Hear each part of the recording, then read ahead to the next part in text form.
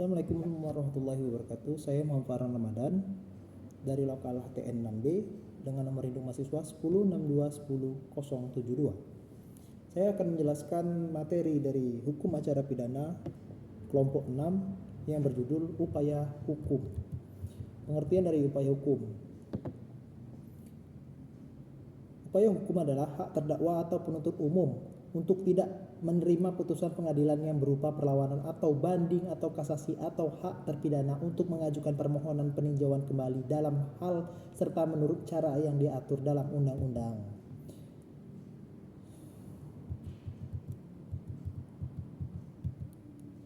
Upaya hukum terbagi menjadi dua, yaitu yang pertama upaya hukum biasa dan yang kedua upaya hukum luar biasa.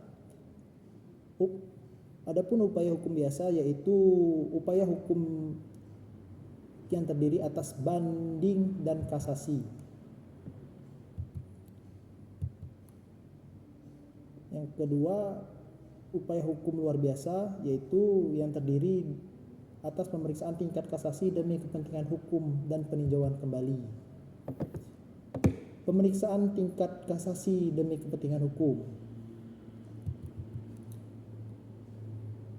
Pasal 259 ayat 1 KUHP menjelaskan pemeriksaan kasasi demi kepentingan hukum berlaku terhadap semua putusan yang telah memperoleh kekuatan hukum tetap dari pengadilan lain selain daripada Mahkamah Agung yang dapat diajukan satu kali permohonan kasasi oleh Jaksa Agung.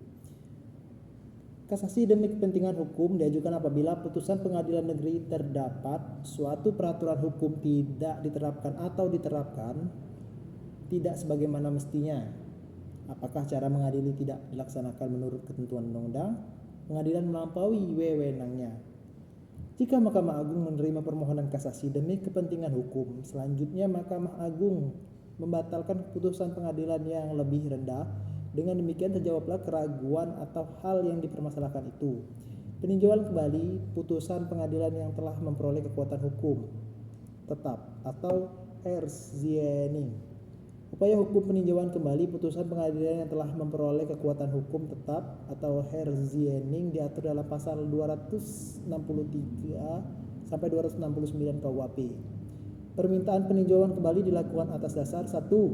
Apabila terdapat keadaan baru yang menimbulkan dugaan kuat bahwa jika keadaan itu sudah diketahui pada waktu sidang masih berlangsung, hasilnya akan berupa putusan bebas atau putusan lepas dari segala tuntutan hukum atau tuntutan penuntut umum tidak dapat diterima atau terhadap perkara itu diterapkan ketentuan pidana yang lebih ringan. Yang kedua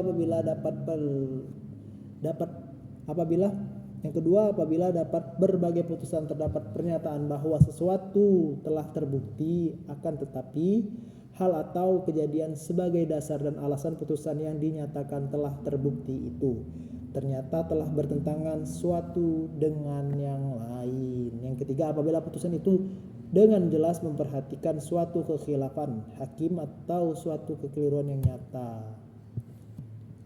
Itu saja penjelasan dari saya untuk materi kelompok 6 upaya hukum.